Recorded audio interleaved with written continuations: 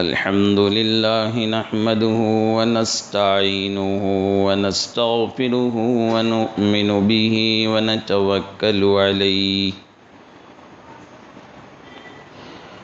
ونعوذ بالله من شرور أنفسنا ومن سيئات أعمالنا من يهده الله فلا مضل له ومن يضلله فلا هادي له ونشهد أن لا إله إلا الله وحده لا شريك له ونشهد أن سيدنا وسندنا وحبيبنا ونبينا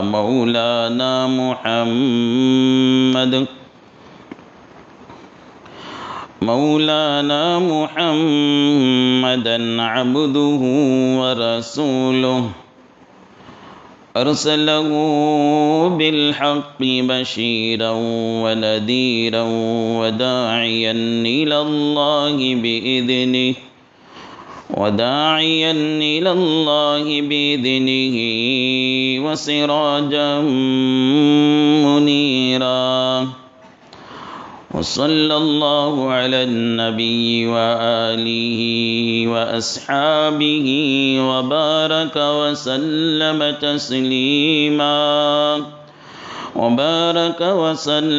تسليما كثيرا أما بعد فقد قال الله تبارك وتعالى في القرآن المجيد والفرقان الحميد أعوذ بالله من الشيطان الرجيم بسم الله الرحمن الرحيم فقلت استغفروا ربكم إنه كان غفارا يرسل السماء عليكم مدرارا ويمددكم بأموال وبنين ويجعل لكم جنات ويجعل لكم أنهارا آمنت بالله صدق الله مولانا العظيم وصدق رسوله النبي الكريم ونحن على ذلك من الشاهدين والشاكرين والحمد لله رب العالمين.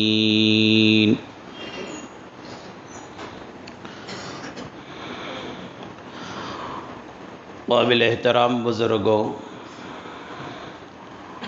و قابل قدر ملت کے نوجوان بھائیوں، عزیز دوستو،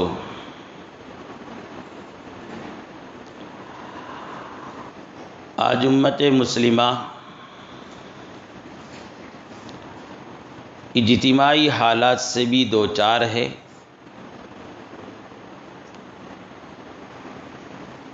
اور انفرادی حالات بھی اس کے ساتھ لگے ہوئے ہیں۔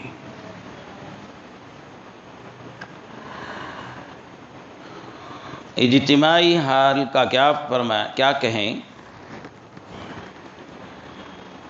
چاروں طرف سے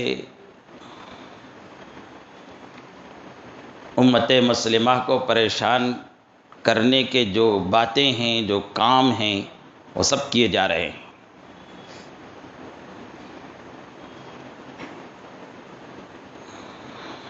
سیاسی اعتبار سے بھی، معاشی اعتبار سے بھی حد یہ ہے کہ اسلامی شناخت کا چہرہ، اسلامی شناخت کے لباس، اسلامی شناخت کا نام ہے تو چلتی ٹرینوں میں گولیوں سے بھون دیا جاتا ہے۔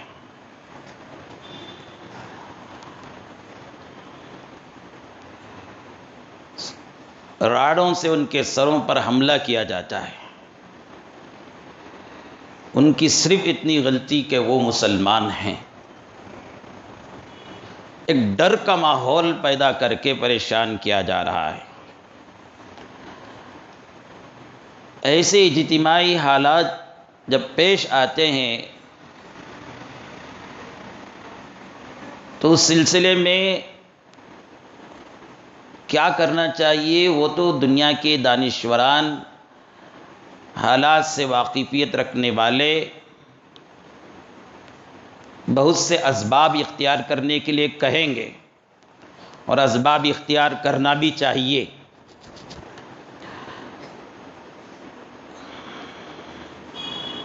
چونکہ ہم مسلمان ہیں، ہمارا سب سے مضبوط سہارا اللہ رب العالمین ہے،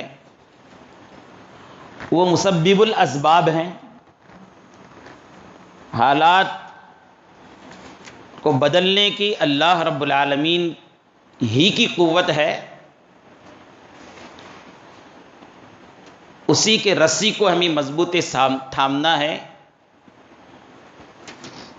تو اس کے کلام کو ہم پڑھتے ہیں، جب اس طرح کے حالات ہو، یہ ایک طرح کے عذاب کے آثار ہیں ہمارے اوپر،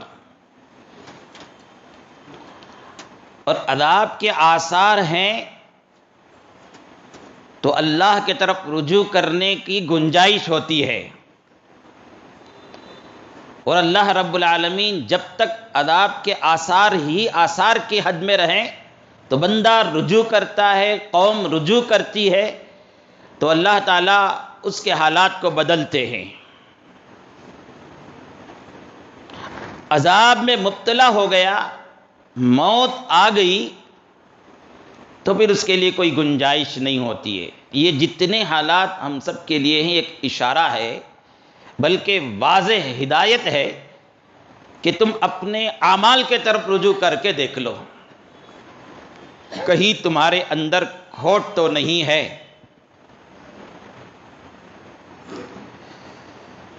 اگر اعمال کے طرف رجوع کر کے دیکھے، ہم کو معلوم ہوا ہمارے عقائد میں، ہماری عبادتوں میں، ہمارے معاملات میں، ہمارے معاشرت میں،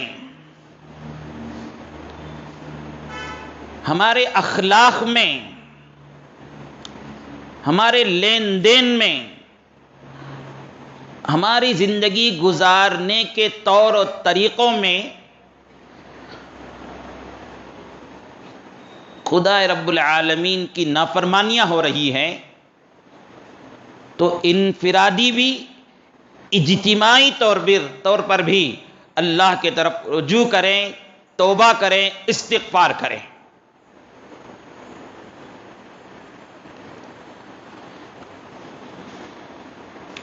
سیدنا حضرت یونس علیہ السلام کی قوم کا تذکرہ قرآن شریف میں اللہ تعالیٰ بڑی تعریفانہ انداز میں کیا ہے۔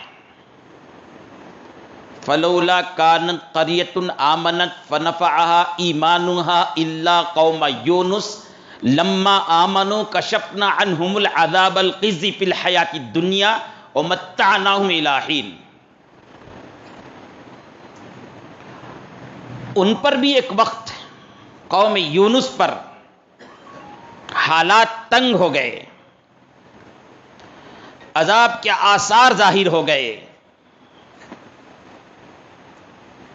تو پوری قوم مل کر اللہ رب العالمین کو منانے میں لگ جاتی ہے،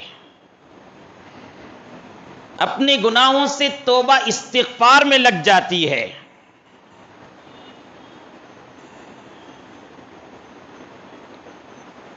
اور اپنے کیے ہوئے پر ندامت اور شرمندگی کا اظہار کرنے لگتی ہے، اور آئندہ ان گناہوں کے اعمال نہ کرنے کا عزم کرتی ہے۔ تو اللہ تعالیٰ ان کے حالات جو خراب ہو چکے تھے، بگڑ چکے تھے، اس حد تک بگڑ چکے تھے کہ عذاب کے آثار ان کو دکھنے لگے تھے. تو اللہ نے ان کے توبہ اور استغفار کی برکت سے وہ عذاب کو ہٹا دیا.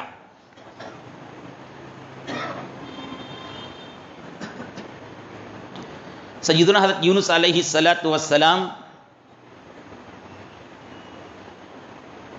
ملک عراق میں بستی نینوا میں نبی بنا کر بھیجے گئے تھے. قرآن شریف نے ان کی امت کا تذکرہ کرتے ہوئے تقریباً 1,00,000 لوگوں کی تعداد بیان کی ہے.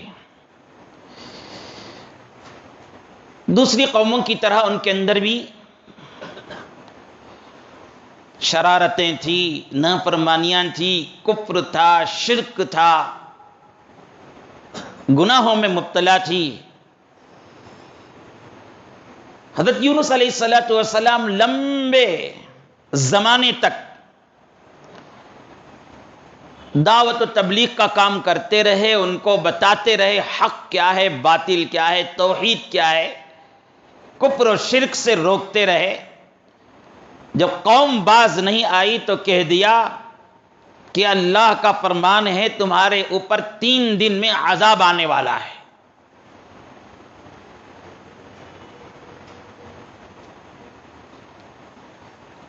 اور حضرت یونس علیہ السلام اللہ کے حکم سے اس جگہ سے تھوڑے فاصلے پر غیر آباد جگہ پر چلے گئے. قوم نے یہاں دیکھا یونس کا حال تو یہ ہے کہ وہ زندگی میں کبھی جھوٹ نہیں بولے. آج ہم کو یہ پیشن گوئی کیے ہیں 3 دن کے اندر عذاب آنے والا ہے، تو ذرا فکر کرنے کی بات ہے، سوچنے کی بات ہے. ان میں سے ایک نے کہا کہ دیکھو، اگر یونس رات میں ہماری ہی بستی میں رہ جاتے ہیں تو فکر کی بات نہیں ہے، اگر بستی چھوڑ کر کسی جگہ پر چلے جاتے ہیں تو اب ہمیں سوچنے اور فکر کرنے کی، غور کرنے کی بات ہوگی. رات کے وقت میں حضرت یونس علیہ السلام کو تلاش کیے. حضرت یونس اپنے محلے میں، اپنے گھر میں نظر نہیں آئے. ذرا فکر لاحق ہوئی اور صبح ہوتے ہوتے دیکھا کہ آسمان سفید ہونے کے بجائے کالا اور سیاہ ہو رہا ہے، اور تیز آندھیاں بھی چل رہی ہیں. دھیرے دھیرے عذاب کے آثار نظر آنے لگے. قوم سب کے سب پریشان ہو گئی. یونس علیہ السلام کو تلاش کیے، کہیں نظر نہیں آئے.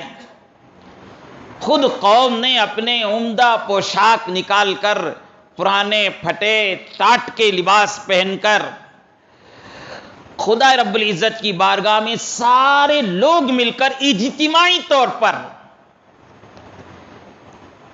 استغفار کرنے لگے، توبہ کرنے لگے، رونے لگے. پوری بستی توبہ استغفار کی آواز سے گونجنے لگی،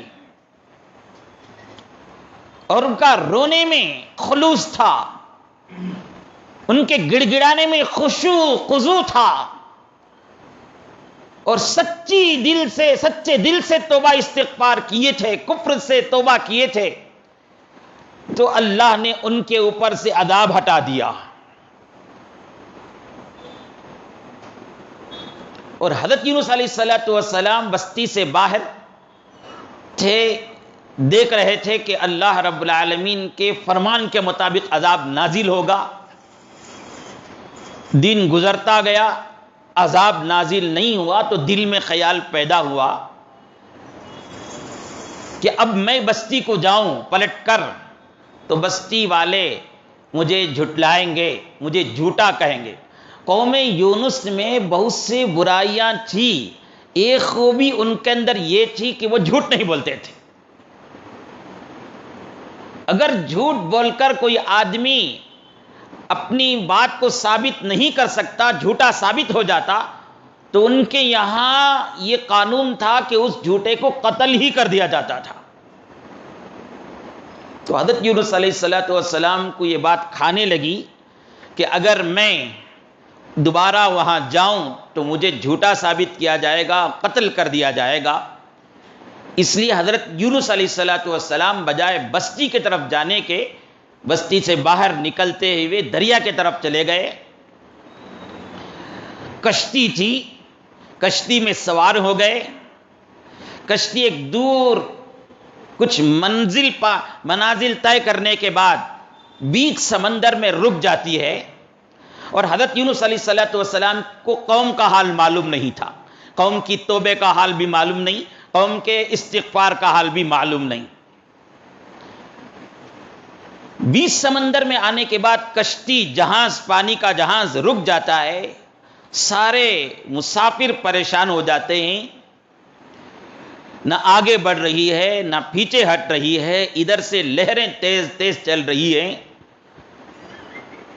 تو کشتی چلانے والا ملاح کہتا ہے کہ میرا تجربہ ہے کہ ہماری کشتی کا حال یہ ہے کہ جب کوئی آدمی اپنے آقا کی اجازت کے بغیر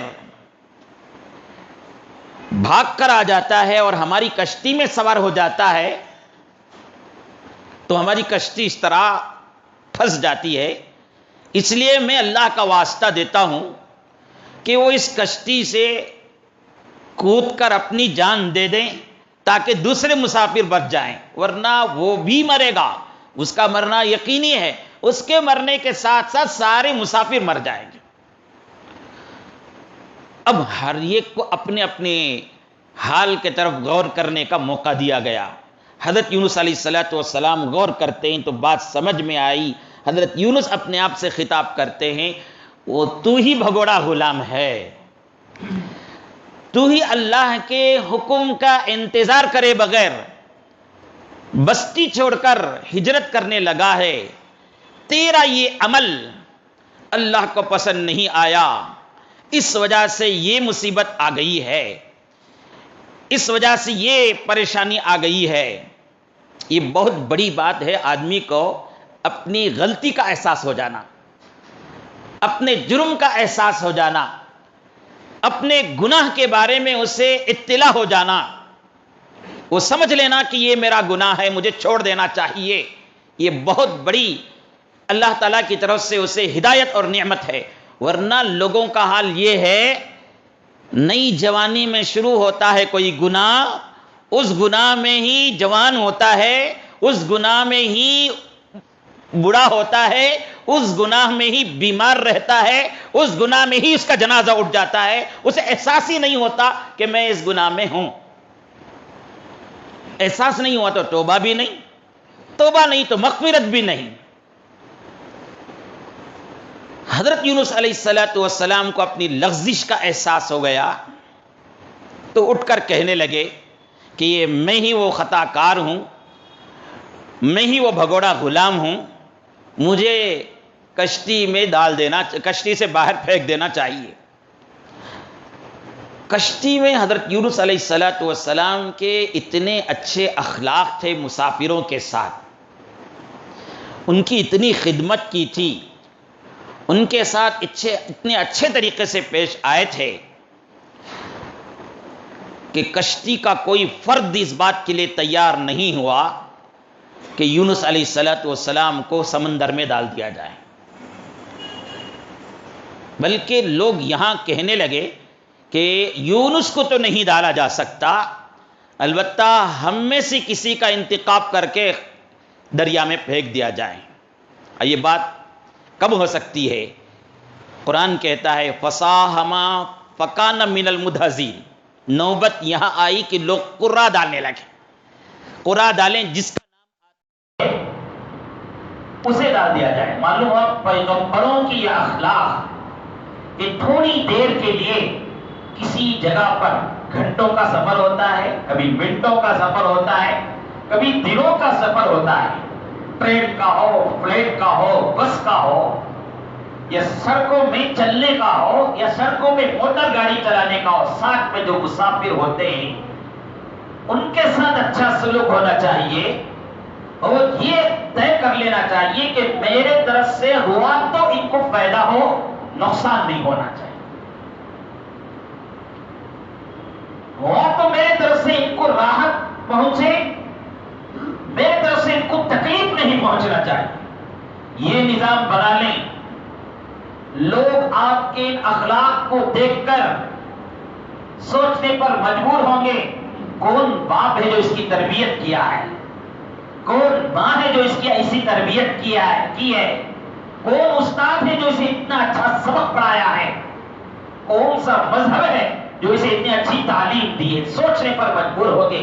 ایک طرح سے خاموش دعوت ہوگی غیروں میں، تمہارے اخلاق کے ذریعہ، تمہاری میٹھی زبان کے ذریعہ، تمہارے ایک دوسرے کو مدد کرنے کے ذریعہ، تمہارے مذہب کی تمہارے مذہب کی خاموش دعوت ہوگی، تمہارے مذہب کے کلمے کی خاموش دعوت ہوگی۔ اس کے برخلاف تھوڑی دیر کا سفر ہے، چند گھنٹوں کا، چند منٹوں کا، اس میں یہ سوچے کہ یہ میری سیٹ ہے، یا کوئی بھی نہیں بیٹھنا، اس میں میرا حق ہے، اور جاتے آتے ہوئے ان کو بھی تکلیف، ان کو بھی تکلیف، زبان ایسی کڑوی کسیلی، طریقہ ایسا کہ دوسروں کو تکلیف پہنچتی ہے، تو سیدھے یہی سوچیں گے کون سا باپ ہے جو اسے تربیت کیا ہے، کون سی ماں ہے جو اسے تربیت کی ہے، کون سے مذہب سے اس کا تعلق ہے۔ تمہارے مذہب سے بدگمان ہوگا، تمہارے ماں باپ سے وہ بدگمان ہوگا۔ پیغمبرانہ اخلاق ہیں، تھوڑی دیر کا پڑوسی ہو یا ہمیشہ کا پڑوسی، اس کے ساتھ اچھا سلوک کرنے چاہیے۔ ہم کو بھی یہاں تک کہہ دیا گیا واللہ لا یؤمن واللہ لا یؤمن واللہ لا یؤمن قیل من یا رسول اللہ قال الذی لا یأمن جارہ بوائقہ، قسم خدا کہ وہ مومن نہیں ہو سکتا، نبی صلی اللہ علیہ وسلم نے فرمایا قسم خدا کہ وہ مومن نہیں ہو سکتا، قسم خدا کہ وہ مومن نہیں ہو سکتا جس کی تکلیف سے اس کے پڑوسی مأمون نہ ہو۔ تو حضرت یونس علیہ السلام کے وہ اخلاق اتنے اچھے تھے کہ لوگ آپ کو دریا میں ڈالنے کے لیے تیار نہیں ہوئے تو پورا ڈالنے کی نوبت آئی۔ قرآن کہتا ہے وَإِنَّ يُونُسَ لَمِنَ الْمُرْسَلِينَ إِذْ أَبَقَ إِلَى الْفُلْكِ الْمَشْحُونِ فَسَاهَمَ فَكَانَ مِنَ الْمُدْحَضِينَ۔ قرآن ڈالا گیا، حضرت یونس کا نام آیا، دوبارہ قرآن ڈالا گیا، پھر دوبارہ حضرت یونس کا نام آیا، تیسری مرتبہ قرآن ڈالا گیا، تیسری مرتبہ حضرت یونس کا نام آیا۔ پہلی مرتبہ میں لوگ تیار نہیں ہوئے، نہیں دوسروں کو ڈالنا چاہیے، پھر ایک مرتبہ قرآن ڈالیں گے، دوسری مرتبہ میں تیار نہیں ہوئے، تیسری مرتبہ میں خود حضرت یونس علیہ السلام اپنا کشتی سے کودنے کی تیاری کر کے ادھر کودنے تیاری کرتے، اللہ کے طرف سے دریا کی مچھلی کو حکم ہوتا ہے کہ ہمارا ایک بندہ، ہمارے نبی تیرے منہ سے تیرے پیٹ کے اندر آنے والے ہیں، وہ تیری غذا نہیں بنیں گے بلکہ وہ تیرے پاس رہیں گے، مسکن کے طور پر، مستقر کے طور پر، رہنے کی جگہ کے طور پر تجھے استعمال کریں گے، تو ان کو کسی قسم کے نقصان ہونے سے بچا لینا۔ حضرت یونس کودتے ہیں، کودتے ہی مچھلی منہ میں لے لیا اور پیٹ کے اندر چلا گئی۔ اندر جانے کے بعد حضرت یونس علیہ السلام کو احساس ہوا میری یہ غلطی ہے، میری غلطی کی وجہ سے میں اللہ رب العالمین نے مجھے اس قید خانے میں بھیج دیا ہے۔ یہ بھی بہت بڑی بات ہے، آدمی کو یہ سمجھ میں آ جانا کسی تکلیف کے وقت میں، کسی غم کے موقع پر، کسی مصیبت کے موقع پر، کسی نقصان کے موقع پر کہ میرے کیے ہوئے کی سزا ہے، یہ سمجھ میں آ جانا بھی ایک بہت بڑی نعمت ہے۔ ورنہ بہت سو کا حال یہ ہوتا ہے کہ ارے میں نمازی ہوں، میں دیندار ہوں، میں حاجی ہوں، میں صدقہ کرنے والا ہوں، میری چھوٹی سی غلطی سے مجھے اتنی بڑی سزا، مجھے ایسی بیماری، مجھے ایسی تکلیف، ناراض ہو کر بیٹھ جاتے ہیں۔ میں آپ کو بزرگوں کی مثال کے ذریعے سمجھاتا ہوں. دیکھو بدن میں کپڑا ہے ہمارا، بدن میں کپڑا ہے، صاف ہے، ستھرا ہے، اس میں تھوڑی سی گندگی کہیں سے آ کر لگی، دھول آ کر پڑ گئی، کیا کرتے ہیں آپ؟ دیکھتے ہیں پہننے کے لائق ہے کیا؟ پہننے کے لائق ہے تو ذرا ہاتھ سے جھٹکتے ہیں، یا نہیں تو ذرا پانی لگا کر یا ٹشو پیپر سے اسے پاک کرتے ہیں کہ نہیں، کپڑے کو پاک کر دیتے ہیں اور بدن ہی پر رکھتے ہیں. اس کے برخلاف کپڑا ایسا ہے کہ پورا گندا ہو گیا ہے. اب آپ گھر سے باہر ہیں، گھر کو پہنچنا ہے، تو آپ کیا کرتے ہیں؟ وہیں اسے نکالتے کیا یا اسے پاک کرتے ہیں؟ نہیں، ہو گیا ہو گیا، اب رہنے دو اسے. ایک ساتھ اسے لے جا کر کیا کریں گے؟ صابن لگا کر واشنگ مشین میں ڈال کر ذرا ادھر ذرا ادھر، رائٹ لیفٹ پھرا کر اسے پاک کریں گے. اب رہنے دو بول کے چھوڑ دیتے ہیں نا. بالکل ایسے ہی خدا رب العالمین کا دستور ہے، خدا رب العالمین کی سنت ہے، سنت اللہ ہے. نیک بندوں سے، نمازی بندوں سے، دیندار بندوں سے، ایمان والے بندوں سے کچھ خطا ہوتی ہے، کچھ لغزش ہوتی ہے، تو اللہ اس بات کو پسند کرتے ہیں کہ اس بندہ اور اس بندی کے وہ گندگی جو گناہ کی وجہ سے اس کے روحانی لباس میں لگ گیا ہے، وہ گندگی جو لگ گئی ہے اسے چھٹک دیا جائے، اسے پاک کر دیا جائے، اسے صاف کر دیا جائے. وہ صفائی کبھی بیماری کی شکل میں، کبھی مصیبت کی شکل میں، کبھی کاروبار کے نقصان کی شکل میں، یا کسی تکلیف کی شکل میں آتی ہے. ظاہر بات ہے کپڑے میں صابن ڈالتے ہیں تو صابن میں کچھ تیزی ہوتی ہے نا، ویسی مصیبت میں پھنستا ہے تو ذرا تیزی ہوگی، تکلیف ہوگی. لیکن جیسا صابن لگنے سے، دھونے سے کپڑا پاک ہو جاتا ہے، قسم خدا کی اسی طرح مومن دنیا میں اگر تکلیف کو برداشت کر لیتا ہے اور اس میں شکوہ نہیں کرتا، شکایت نہیں کرتا، اللہ سے ناراض نہیں ہوتا، تو اس کے روحانی لباس میں جو گناہ کی گندگی لگ رہی تھی وہ پاک ہو جاتا ہے، قبر کے عذاب سے بچ جاتا ہے، جہنم کی آگ سے بچ جاتا ہے. اور جو کافر ہے، جو مشرک ہے، جو بڑے بڑے گنہگار ہیں، تو ان کو ویسے اللہ تعالیٰ چھوڑ دیتا ہے جیسے آدمی اپنے بدن کے کپڑے میں زیادہ گندگی لگی تو چھوڑ دیتا نا، تو یہاں پاک کرنے سے نہیں ہوگا، اسے واشنگ مشین پہ ڈالنا پڑے گا. ویسے ان گنہگاروں جو بڑے بڑے گنہگار ہیں ان کو دنیا میں ان کو ٹچ نہیں کیا جاتا، دنیا میں ان کو چھوا نہیں جاتا، ان کو چھوڑ دیا جاتا ہے. وہ آرام سے رہتے ہیں، وہ راحت سے رہتے ہیں دیکھنے میں، اور وہ بڑے بڑے بلڈنگوں میں رہتے ہیں، بڑے بڑے عہدے میں رہتے ہیں. مسلمانوں ان بڑے بڑے عہدوں میں رہنے والوں کو دیکھ کر یا ان بڑے بڑے وزارتوں میں رہنے والوں کو دیکھ کر یہ بڑی بڑی تکلیفیں دینے والے اسلام کے خلاف بول کر پھر بھی آرام ہے، ایمان والوں کو تکلیف پہنچا کر پھر بھی آرام سے ہیں، اس مسلمانوں کے خلاف قانون بنا کر پھر بھی آرام سے ہیں، مساجدوں کو توڑ کر پھر بھی آرام سے ہیں، مدارس کے خلاف تکلیف، مدرسے میں پڑھنے والوں اور پڑھانے والوں کو تکلیف پہنچا کر پھر بھی آرام سے ہیں، بے قصور مصلی میں کھڑے ہو کر نماز پڑھانے والے امام کو قتل کر کے پھر بھی سکون سے ہے. واقعات پیش آئے ہیں، جاننے والے جانتے ہوں گے.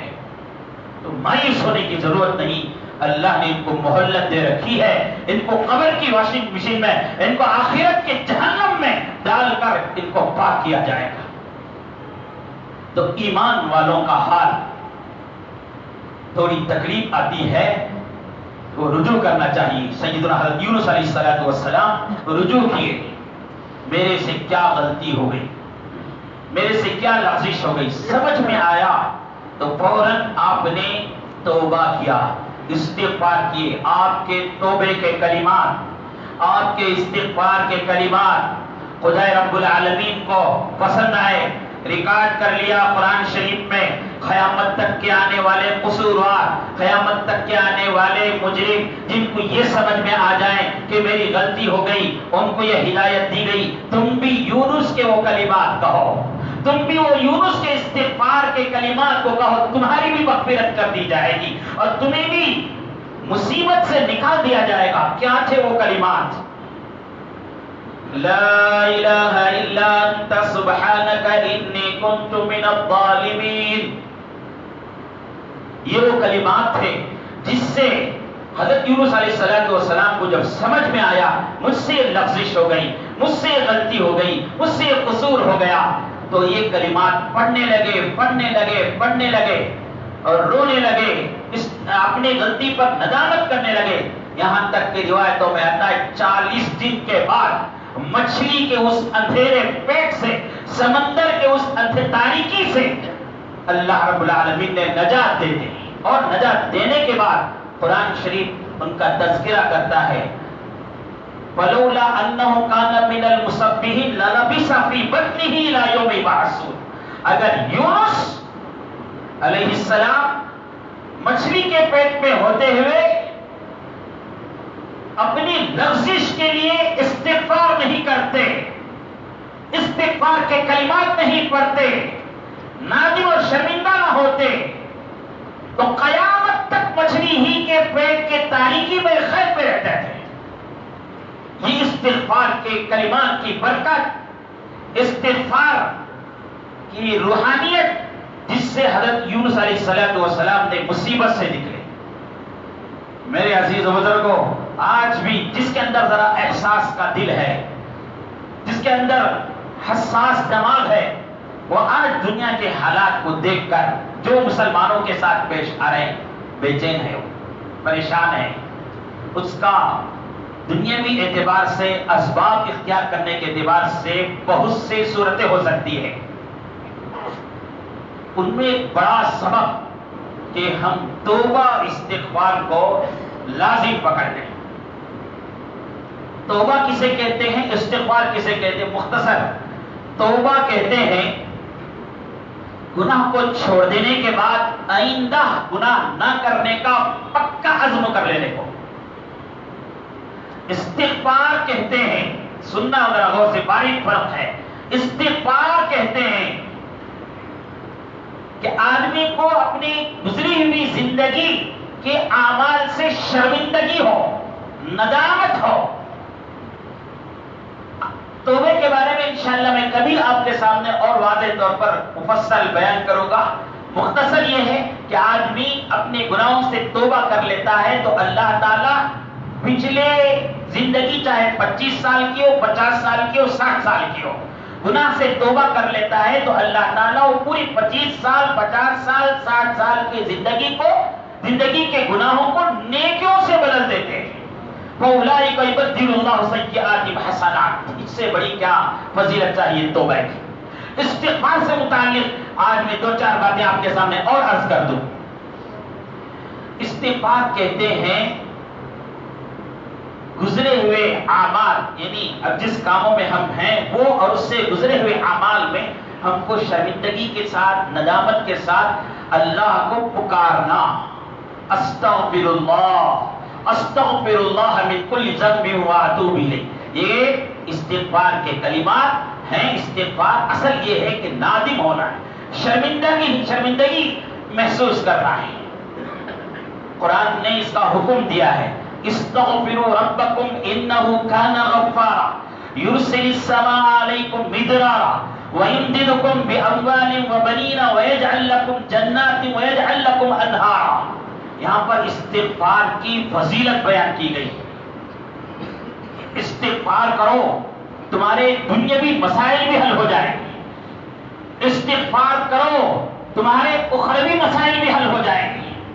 استغفار پڑھو تمہارے سیاسی مسائل بھی حل ہو جائیں گے. استغفار پڑھو تمہارے سماجی مسائل بھی حل ہو جائیں گے. استغفار پڑھو تمہارے گھر کے اندر کے مسائل بھی حل ہو جائیں گے. استغفار پڑھو تمہارے گھر کے باہر کے مسائل بھی حل ہو جائیں گے.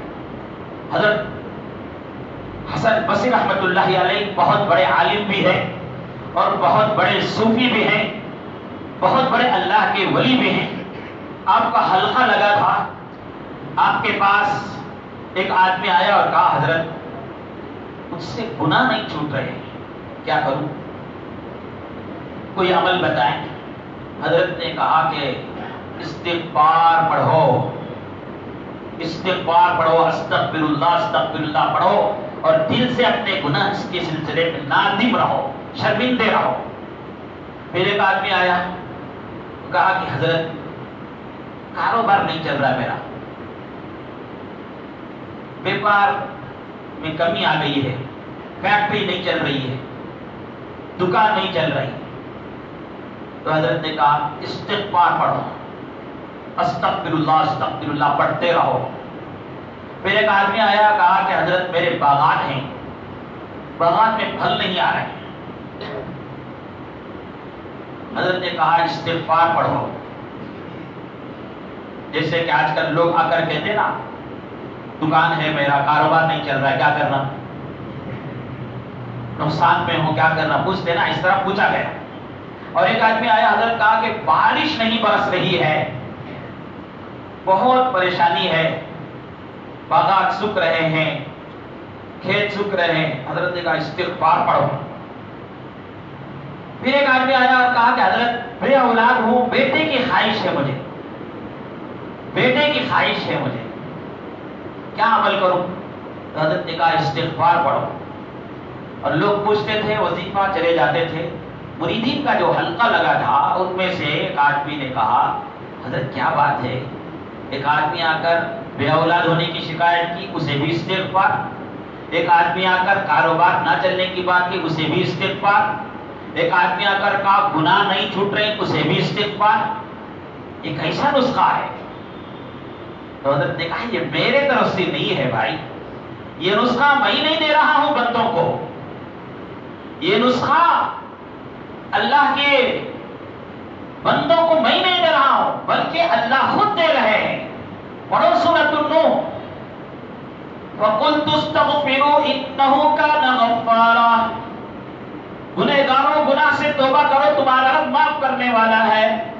يُرْسِلِ السَّمَاءَ عَلَيْكُمْ مِدْرَارًا، استغفار کرو، تمہاری سوکھی زمینوں میں بارش پڑ کر غلے اگ جائیں گے۔ قرآن کہہ رہا ہے يُرْسِلِ السَّمَاءَ عَلَيْكُمْ مِدْرَارًا، بارشوں سے اللہ تعالیٰ تمہاری مدد کریں گے۔ وَيُمْدِدُكُمْ بِأَمْوَالٍ، استغفار کرو، اللہ تعالیٰ مال دولت کے ذریعے تمہاری مدد کریں گے۔ وَيُمْدِدُكُمْ بِأَمْوَالٍ وَبَنِينَ، استغفار کرو، اللہ تعالیٰ اولاد کے ذریعے تمہاری مدد کریں گے۔ وَيَجْعَلْ لَكُمْ جَنَّاتٍ وَيَجْعَلْ لَكُمْ أَنْهَارًا، استغفار پڑھو، استغفار کے کلمات پڑھتے رہو، اللہ تعالیٰ تمہیں باغات، نہر، گھر، بنگلے عطا کریں گے۔ قرآن کہہ رہا ہے۔ تو ہم کو چاہیے کہ یہ جو اجتماعی حالات ہمارے سامنے پیش ہیں یا ہمارے اوپر انفرادی حالات ہیں، ہمارے اوپر انفرادی حالات ہیں، ہم کو جو ہے گھر ہے ہونے کے باوجود گھر میں سکون نہیں ہے، کہیں شوہر کی طرف سے بیوی کو تنگی ہے، کہیں بیوی کی طرف سے شوہر کو تنگی ہے، کہیں کاروبار کی تنگی ہے، کہیں تجارت کی تنگی ہے، کہیں ملازمت کی تنگی، تنگی کے اس میں گھرے ہوئے ہیں۔ تو ان سب کے لیے ایک ہی ایک وظیفہ ہے جو قرآن شریف دے رہا ہے، کوئی عامل نہیں دے رہا ہے، کوئی مرشد نہیں دے رہا ہے، کوئی مجاور نہیں دے رہا ہے، بلکہ قرآن دے رہا ہے۔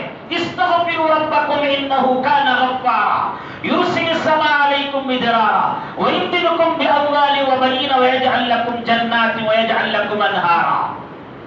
استغفار پڑھو، تمہارے گناہ بھی معاف کیے جائیں گے، استغفار پڑھو، تمہارے غم مصیبتوں کو بھی دور کیا جائے گا، استغفار پڑھو، مال و دولت کے ذریعے تمہاری مدد کی جائے گی، استغفار پڑھو، گھروں بار کے ذریعے، پراپرٹوں کے ذریعے تمہاری مدد کی جائے گی، استغفار پڑھو، باغوں کھیتوں کے ذریعے تمہاری مدد کی جائے گی۔ قرآن کہہ رہا ہے۔ اس لیے آج جو حالات ہمارے اوپر ہیں، اجتماعی حالات ہو یا انفرادی حالات، اس میں اگر ہم تبدیلی چاہتے ہیں تو کم از کم صبح میں 100 مرتبہ استغفر اللہ من کل ذنب واتوب الیہ، اتنا نہیں آتا ہے تو کم از کم استغفر اللہ کتنے مرتبہ پڑھیں گے؟ 100 مرتبہ فجر کی نماز کے بعد، پھر شام میں 100 مرتبہ استغفر اللہ۔ یہ اپنی زندگی کا لازمی وظیفہ بنا لیجئے، لازمی وظیفہ بنا لیجئے۔ اور ہو سکے تو چلتے پھرتے اٹھتے بیٹھتے کاروبار کرتے گھر کی عورتیں ہیں تو گھر میں جا کر کہو پکاتے پکاتے کپڑے دھوتے دھوتے استغفر اللہ پڑھتے رہو. قرآن کہتا ہے ہر مشکل کا حل استغفار ہے. استغفار سے اللہ رب العالمین کو رحم آئے گا. اللہ اگر ہمارے اوپر رحیم ہو جائیں گے تو دنیا کی کوئی طاقت ہمارے اوپر انگلی نہیں اٹھا سکے گی. اللہ کو ہم اگر بنا لیں گے تو کریں گے انشاءاللہ. روزانہ کم از کم کتنے مرتبہ 100 مرتبہ استغفار, صبح میں کسی ایک وقت میں, شام میں کسی ایک وقت میں استغفر اللہ پڑھنے کو اپنی زندگی کا لازمی وظیفہ بنا لیں. دنیا اور آخرت کے مشکل مسائل حل ہو جائیں گے. ہمارے سامنے اتنا بڑا مجمع ہے, میں پورے یقین کے ساتھ کہتا ہوں اگر یہ پورا مجمع ہر دن بوڑھے جوان عورتیں بچے سب مل کر روزانہ استغفر اللہ کا وظیفہ پڑھیں گے تو ہمارا یہ محلہ اور پوری امت مسلمہ انشاءاللہ اجتماعی مصیبتوں سے, انفرادی مصیبتوں سے نجات پالے گی. دعا فرمائے اللہ تعالی ہم سب کو عمل کی توفیق نصیب فرمائے. آخر میں